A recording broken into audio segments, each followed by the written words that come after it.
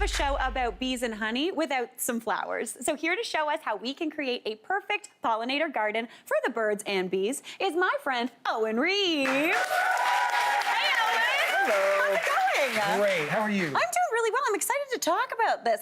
Did you like that little poem we did, Birds and Bees, Owen Reeves? That's fantastic. right. Yeah. So, yeah, let's talk about the birds and the bees, shall we? We're getting into it. Okay. Yeah. Yeah, so we're talking about pollination, pollinators, and a pollinator garden. And what is a pollinator garden? We got to talk about pollination first. Okay. So pollination is how plants reproduce. It's part of it. And so what happens is plants have flowers, and the flowers have a male and a female part. Okay. And the male part makes pollen. Okay. The trick is that has to go to the female part. Oh. So how do we get from A to B? And in a lot of cases, it's bees. Okay. So they're among other creatures, but bees are a very important one. Flies, butterflies, moths, all kinds of different ones. Yeah. And so what the flowers do is they produce food that the bees need and like. So in some cases, it's the pollen itself. Yeah. In other cases, it's nectar, which is like a sugar water Delish. that bees, they love that sugar water. Yeah. And so they land on the flower, the pollen gets stuck to them, and then they fly to another flower, and that's how we get from A to B. And then the flower turns into a seed or a fruit. Oh. And where the birds come in, the birds eat the fruit. Nice. They can't digest it, poop it out, and then the seed ends up in a totally different spot, and that's where you get a new plant. Oh, and I did not think we've been talking about reproduction and bathroom talk, but I love it. Yeah. There you go. So that's where baby plants come from. Okay, that is okay. So I feel like I need to talk to my mom and be like, Mom, why didn't you tell me this? Yeah. So how do we help that happen in our garden? Because bees need help. I don't know if you've heard this. Yeah. Their populations are not good. Yeah. Insects in general, we need more of them. And if you ever want to eat a tomato or an apple or a blueberry again, You need a bug. they're critical. Yes. So put some plants in your garden that they want to visit, that produce that nectar, that produce that pollen. And in a lot of cases, those are native plants. Okay. And echinacea, coneflower, this one here is one of the very best. Comes in all kinds of different colors and sizes and heights. Now, these aren't the native ones, meaning you won't see it in the wild. Okay. They're kind of a tamer, smaller, different colored version, but they work really well. Another one is butterfly weed. Oh, that's this one here. That's very pretty. I don't like butterflies. I but that's very know they're pretty. not your favorite, Yeah. but there are some folks that like butterflies. It's true, it's true. And this is one of the best for them. Produces a ton of pollen, and so this is a native plant. Grows all wild, all over the place. Really beautiful. Blooms a lot in the summer. Yeah. So planting things like this in amongst your garden is a great way to invite those good bugs in. Yeah. That way they can do their thing, and you end up having beautiful flowers in the garden, and also fruit that you can eat, which is a big win. Now, you're talking about native plants, and that means like plants that originally kind of grew here. Yes. Okay. Yeah, in the wild. So where, there aren't necessarily, gardeners working, they just grow in the wild. So both of these, this is a plant you can find in the wild. If you go out into a meadow, you can find butterfly weed. These guys, you can find a version of it. Okay. So the native version of these is much taller, a little rangier. So for home gardeners, a lot of the time, we call these nativars. Okay. These are a little bit easier to maintain, a little bit easier to look after. These are so lovely. So what else are we going to talk about? Yeah, we're going to talk about how do you lay them out in your garden? How do you use them? So we've got a little sketch that shows a very basic diagram of kind of a backyard garden. Okay. So we've got our fence there, we've got the lawn, and the big pink blob in the middle is an empty space. Okay. So I've got a spot there where I need to put a plant, and then we've also got the little green blob on the left, smaller empty space.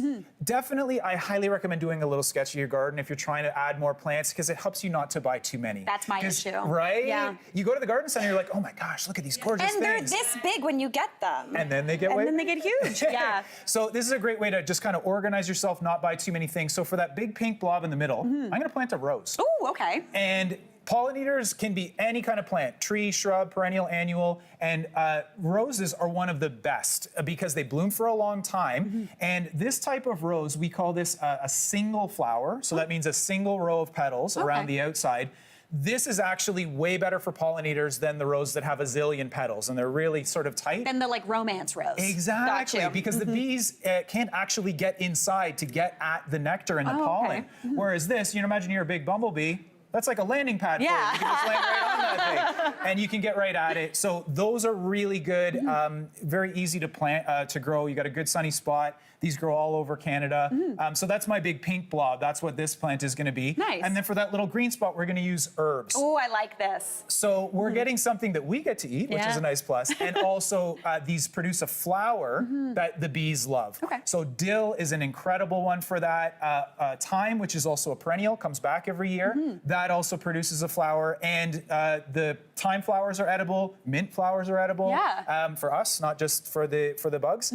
So planting those in your garden, love doing that. And especially if you're doing veggies, this is kind of like a must. Yeah. But let them go to flower. That's Okay, the one that's trick. the key. So with the dill, plant extra. One of them goes to flower. That's for the bugs. The rest, I'll eat. Okay. Don't let them go to flower. I love that. That's so great. And again, you're like, the garden's not just for the bugs. You're also getting a little treat. No. But I like the idea. It's like a little ecosystem. Yeah. It's a little bit for you, a little bit for me, and everybody gets to have something that makes them happy. Nice. And I love that it's probably not a coincidence. A lot of, even echinacea, we can eat echinacea petals. So it's good that, good for the bugs, but also tasty for us. Nice. Okay, moving on. What are we chatting about now? Yeah, so we just have some more options for different situations where maybe if you had a shadier spot in the garden, and I know if you're in the city, a lot of times you're dealing with shade. Yeah. These are some options that'll work in the shade, where we have crane's bill. This is low growing, great for the front of the border, blooms for a long time. That's so pretty. Confusingly, this is a kind of geranium, but not like the annual kind. Don't get them confused. You can tell, though, because the leaf is kind of similar to a geranium You're leaf. right. They're I'm similar. picking it up. Yeah. Exactly right.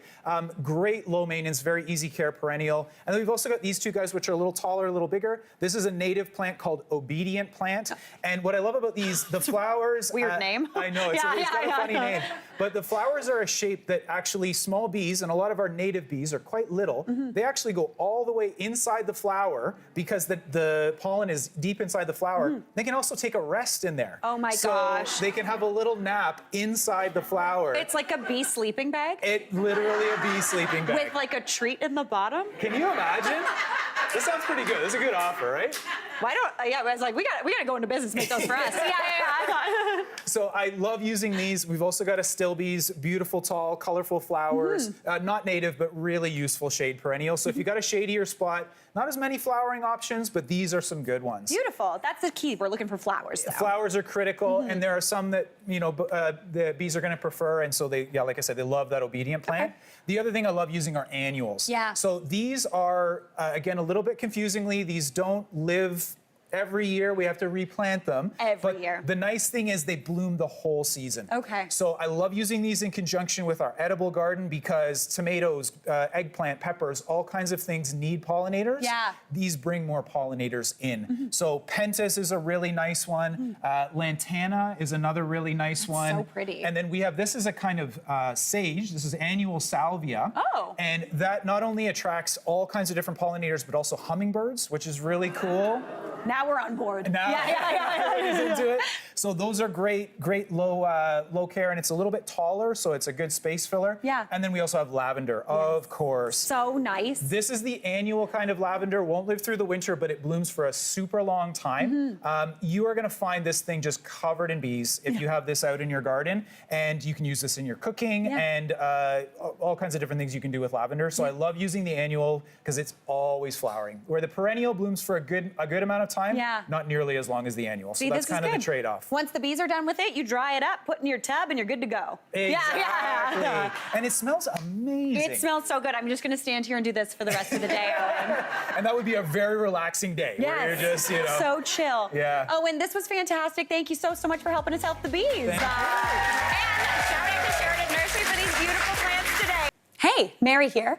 What did you think? Drop your comments below, and don't forget to like and subscribe for more of the good stuff.